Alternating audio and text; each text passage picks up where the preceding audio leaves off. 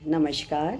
मैं doctor Manju Jain, retired associate professor from saint degree college Kanpur. मैं पिछले कई महीनों से धर्म नामक शीर्षक के अंतर्गत कुछ आध्यात्मिक, कुछ धार्मिक विचारों या कुछ ऐसी विचारधारा होती हैं, उनके छोटे छोटे वीडियोस आप तक शेयर करती हूँ, जिसका मकसद ये होता है कि हम हर मानव को एक मानवता का तो गुण होना ही चाहिए हर एक में, साथ ही हमें धर्म के मार्ग को जरूर अपनाना चाहिए।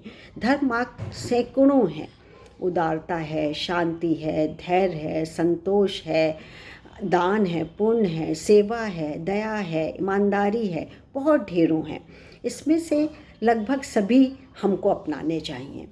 तो इससे क्या होता है कि कभी भी विपरीत दशाओं में या दिशाएं होती हैं या विपरीत कोई भी समस्या हमारे सामने लगी होती हैं, तो हम उसमें जल्दी विचलित नहीं होते और बहुत ही धैर्य से या मन से हम उसका समाधान करते और होता भी है समाधान। तो इसी श्रृंखला में मैंने एक शीर्षक का चुनाव किया, एक विचार निकाला है जिसका नाम है या उसका शीर्षक है संतोष का अर्थ। तो संतोष तो जानती है, सेटिस्फैक्शन है। बड़े बड़े ऋषि मुनियों, कवि ने कहा है, जब आवे संतोष धन, सब धन धूरी समान। सब धन जब आ जाता है, आप संतोष है कि मैंने ये अपनी लाइफ जी ली है, मेरे पास ये है, मैंने सब कुछ कर लिया है, तो फिर धन भी है वो धूल के समान है, उसका कुछ भी उपयोग नहीं है।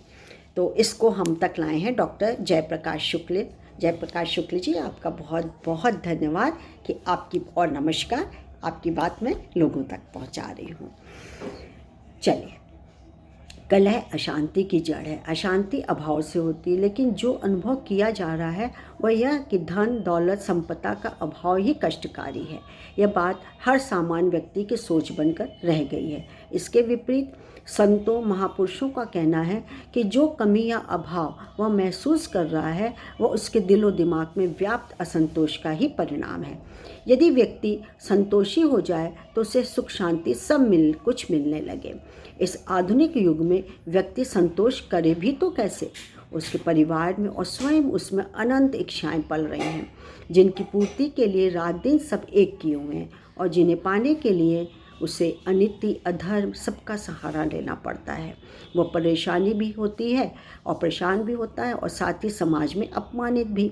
इसका कारण स्वयं के विवेक का इस्तेमाल ना करना है। सबको खुश करने के चक्कर में मनुष्य अपने को परेशानी में डाले रहता है।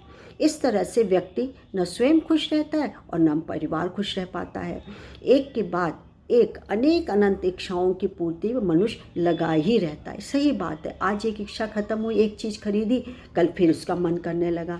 मार्केट गए, ये अच्छा लगा, ये भी खरीद ले। ये नहीं होना चाहिए। अपरिग्रह, संग्रह, बेमतलब का संग्रह नहीं करिए। जो है, जो प्राप्त है वो पर्याप्त है।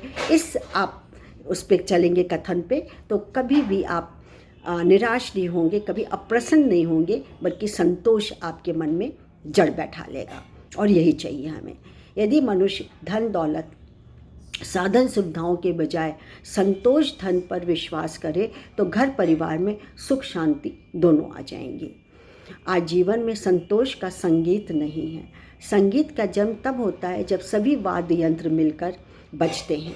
यदि हर वाद्य यंत्र अलग अलग अपने अपने राग निकाले तो संगीत की जगह शोर, कर्णप्रिय नहीं लगेगा, शोर लगने लगेगा।